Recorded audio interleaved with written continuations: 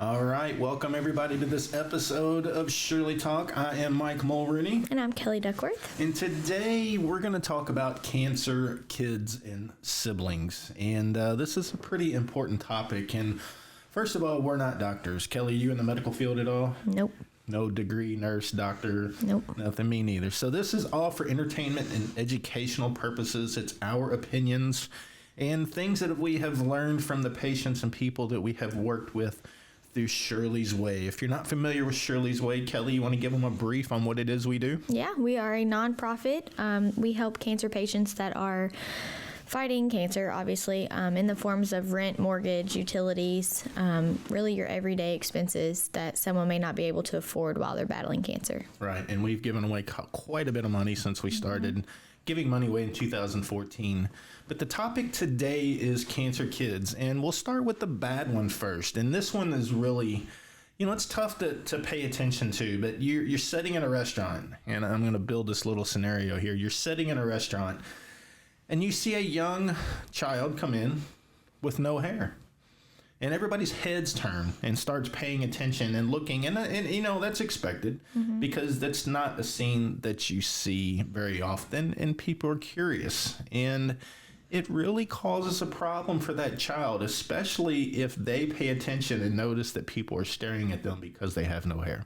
Yeah, and think about the siblings that are sitting there too. Yeah, the siblings sitting there watching. And, me and my sisters, we're close, but I can't imagine walking in as a sibling and seeing everybody staring at your little brother or sister because, your sister is a lot older. You got a brother. Were you all close at all? I mean, you weren't even thought of when your sister was a kid. No, and I hope she hears that too. No, yeah, my siblings are way older than me, so I can't really relate to this. But my sister is actually more like a second mom. Yeah. I mean, she's over 30 years older than me. Yeah, so. Thanks. Yeah, thanks. I'm as old as your older Well, she's sister. older than you, yeah. I know, that's right. So yeah, but yeah, I can only imagine if I had, one of them or vice versa, if I was the one that had cancer. I've coached basketball for a couple years, and there's two girls, they're twins, and they're usually fighting. But I've seen them take up from one another on the basketball court. If somebody does something to one of the sisters, the other sister is right there. So I can imagine if one of your daughters or your sons is fighting cancer and a sibling sees that, even though they don't get along half the time, most of the time I would think they would be very protective of their brother or sister. Yeah, I agree. And try to turn and get the attention off of them as they're sick. So folks out there, please, if you see even an adult, but a kid, it's even worse. And I know everybody's curious. Don't go up and start talking to the child. Don't go. They want to be left alone in most cases. And everybody's personality is different. But in most cases, they just want to be left alone and go out and have dinner with their family while they're feeling good. Because most of the time with the treatments, they're probably not feeling real good anyway. So to be able to go out to dinner and enjoy a little family time is a chore for them. So, but keep that in mind. If you see somebody walking in a restaurant someplace that have no hair, just assume and don't stare. Look the other way. Do your best to not pay attention to them. But then you got, everybody pays attention to the child with cancer. So let's get to the siblings a little bit. When kids are sick or anybody's sick, typically the focus is on them. And even though the sibling may or may not understand what's going on, the first thing that probably pops into their head is, why is Johnny getting all the attention and nobody's paying attention to me? And I would think that's probably a normal reaction. But, the best thing you can do is try and do extra things with the sibling. So if the child with cancer who is sick is taking a nap, maybe sit down and play a game with the sibling or watch a movie. Or find a family or a close friend that is willing to come sit with the child that has cancer and go do something special with the sibling. I think they would very much appreciate that and get a little extra attention. Well, from a parent's perspective, can you imagine, you have 3 kids. So if one of them, was sick and going to treatments 5 days a week and doing all this, I mean, what would you do with the other 2? Yeah, that's a good point. It's a very tough road, and I can't imagine, and I hope I never have to go through it. It kills me to even think about that. When my kids get a cold, the first thing that runs through my mind is, what is it? And I try not to be a hypochondriac, but that's just a fact of life, given what we deal with every day. But yeah, we have several kids here in Louisville that, that are sick. And for whatever reason, the treatment centers here in Louisville can't provide the treatment that the kid needs. So the parents have to drive back and forth to a closer facility up in Cincinnati. It's about an hour and a half, 2-hour drive. But yeah, the kids get left at home, and they don't understand why mom or dad is always disappearing to spend time with the other sibling. And they get they're sick, but they don't understand 100% what they're going through. Yeah, I was going to say, I guess it would have to depend on the sibling's age. I mean, how much can they really understand? And that's like, right now with COVID, there's that one family that they can't even stay in one facility because they have a sibling. Yeah, yeah, and that's just it.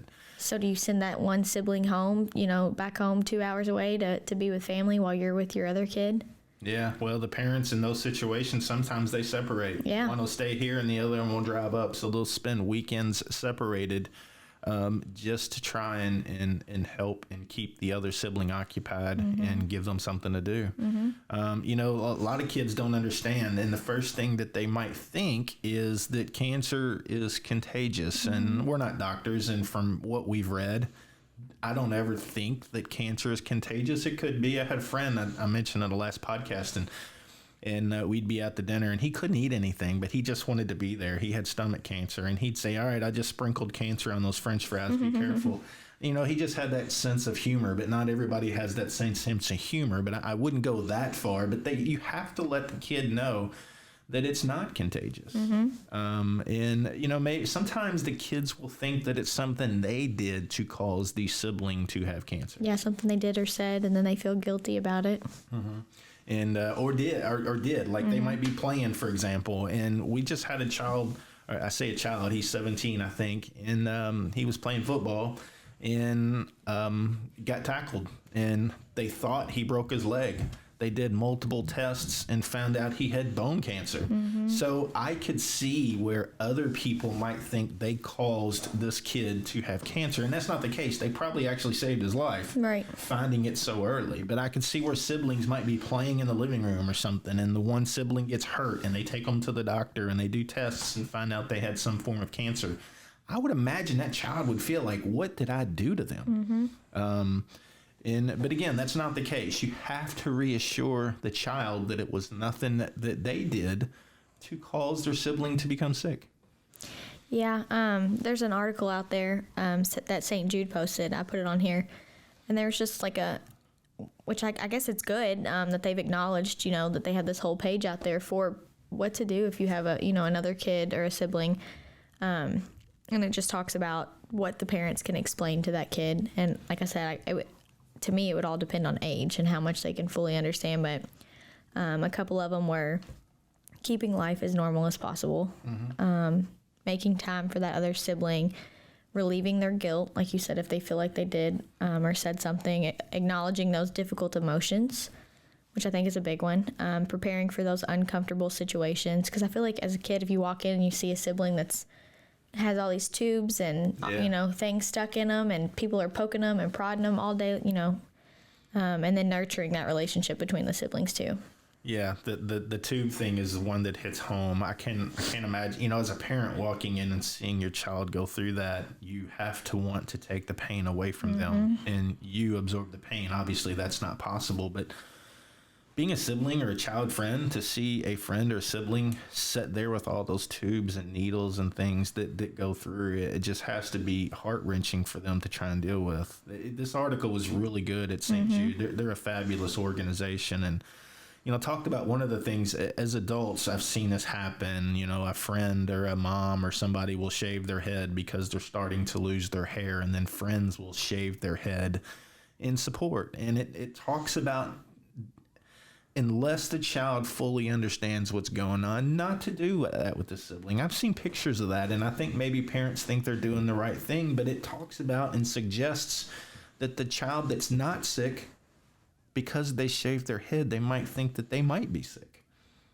So, put that mentally in their head, and they think that maybe they're going to have to go through the same things that their sibling or friend is going I never through. thought about that. Yeah, I didn't either until I read that article. It was very good. Very good. But we have seen parents talk about their other kids acting up in school. So pay attention to that. So if the kid comes home and all of a sudden they're straight A's and they're doing great, and they come home with a B or a C and they go to detention, is that normal? No. Yeah, probably not. So you really have to pay attention to that, because the kid might be getting in trouble in school just to try and get a reaction or some sort of attention from the parent. So keep in touch with your teachers where your kids go to school, because they see those kids all day long and can probably tell you and fill you in on things. My wife's a teacher, and she'll come home and talk about, she don't share names of kids, but she'll say this one child, I can see this is going on in their family. She knows exactly, because the sibling or the kid, they're young enough. Kids tell you everything. If you want the truth, ask a kid or ask a drunk, because they'll tell you the exact truth just about every time. So, these kids tell the truth, and you can usually teachers will pick up things that parents don't pick up on that kids are going through. Yeah. Another one on here, leaning on your friends and family. I know a couple of my close friends have kids now, and so I can only imagine if one of their kiddos got sick. I feel like they're half mine sometimes too. But yeah, leaning on your friends and family to help you, and if they have a sibling, obviously, go over there, hang out with them, help them out as much as you can. We talked in a previous episode, if you want to check it out, about what to say or not to say with someone who has cancer. And you have to be a lot more delicate when a child is involved. But if you are that close family and have those close friends, you've got a very tight-knit family and group of friends. I could see you all signing up and taking a list of names of who's going to watch this particular child and where you're going to take them to Chuck E. Cheese or Gaddy's or Perfect, in some place to keep the child active. Yep. But you have to pay attention to those siblings, because they don't fully understand the attention that is not being paid to them. Yep.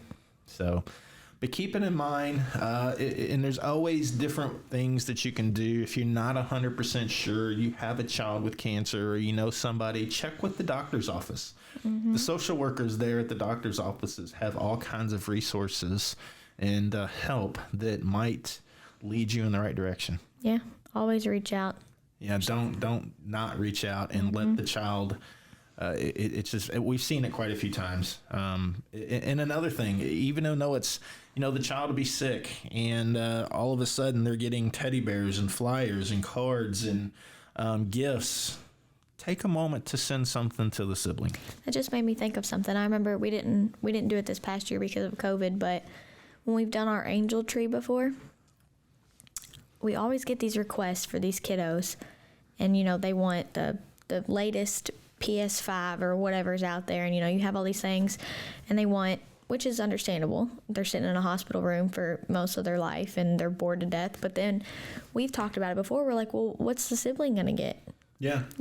Oh, they have 2 other kids. Well, we can't provide for the other 2 siblings, so this sibling's going to get a $50 toy, and, the sick kiddo's going to get a $300 toy. How is that fair? How do you do that? Never thought about that. That actually came up. We all talked about it. Yeah, maybe we need to have a cancer kid tree and a sibling tree. That's a great idea, and make sure that they're not left out. Because we just felt bad. We were like, we want to help out the sick one, but what do you say to the siblings that that are younger and they don't understand? Were they bad? Yeah. Were they on the naughty list? They don't know. Well, they would think that. They would, depending on the age. Right, exactly. And, but even adults, and I'm a guy, obviously, and I see guys being big babies about stuff. If the wife is sick and she's not paying attention to me, be a little respectful. But yeah, I can imagine being a kid dealing with that and fully not understanding why nobody's paying attention to them. Nope. It's just a horrible situation all the way around. So, I agree. So anyway, keep it in mind. Top couple things today that we talked about is don't stare at somebody that's lost their hair in a restaurant or a store. Be very respectful. And I know it's difficult because people want to get involved and understand and pay attention, but it comes across wrong. And always keep the siblings in mind. So we're going to do a sibling tree this year. How about that? Sounds good to me. I like it. All right, Kellye, how can people get involved with Shirley's Way and help us out? You can go to our website at shirleysway.org. 2021, we are really pushing for $1,010 monthly donors. So you all do the math. That's $10,000 a month, and we can help out a lot of people in our community. And also we do 3 raffles a week, Monday, Wednesdays, and Fridays. queenofheartslive.org. That pot total as of, what is today, February 17th, it's getting close to 270,000, I think. I was getting ready to look it up. Yeah, it's very close to that. That's queenofheartslive.org. Wednesdays is jokerswildlive.org. That one's close to 33,000 or maybe right over it. And then Fridays is wheelofcashlive.org, and that's a little bit over 19,000 in total prize money. So 3 drawings, they're all split the pots, they're all $2 tickets, and tickets can only be bought online. So it's a lot of fun, and I just looked up the Queen of Hearts, and granted, this will go out at a different time, but the current projected pot total is $270,000. Nice. Yeah, so get out there and get your tickets. Thanks for listening, and we'll talk to you here soon on our next episode of Shirley Talk. Thank you all.